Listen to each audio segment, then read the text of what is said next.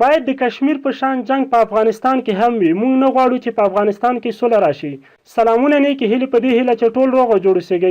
د ویډیو شروع کېدو څخه مخکې زموږ د یوټیوب چینل پښتو ټاپ ټي وي همدا اوس در سره سبسکرایب ورسره خوا کې د ګونګړي نشان ووهئ.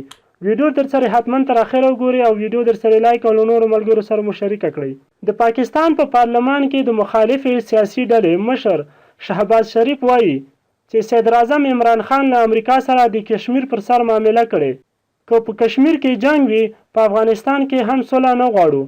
نوموړی وایي چې عمران خان د امریکا له ولسمشر ډونالډ ټرمپ سره په افغانستان کې د سولې د ټینګېدو په بدل کې پر کشمیر معامله کړې.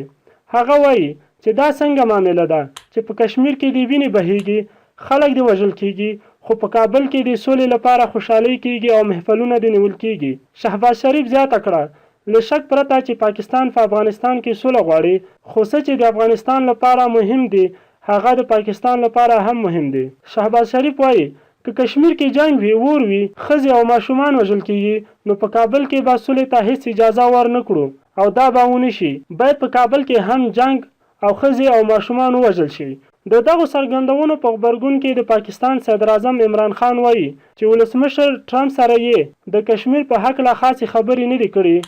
وایي یوازې په کشمیر کې د ستونزې د حل لپاره وړاندیز کړی چې اساسي هدف یې په سویلي اسیا کې اقتصادي وده او د کشمیر د ستونزې حل و.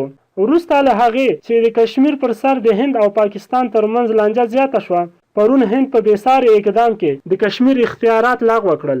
د هند اساسي قانون 301 ماده د جموں او کشمیر ایالت ته ځانګړي اختیارات ورکړي وو، خو اوس یې دغه اختیارات بیرته واخیستل.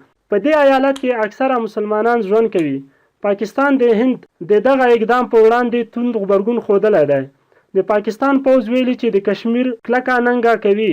د پاکستان صدر اعظم عمران خان هم د دغه هیواد په پارلمان کې وویل چې غواړي دا مسله د ملګرو ملتونو امنیت شورا او نړیوالې محکمې ته وړاندې کړي. د شهباز شریف د دغې وینا په اړه مو خپل نظرونه راته په کمنټ کې پرېږدئ.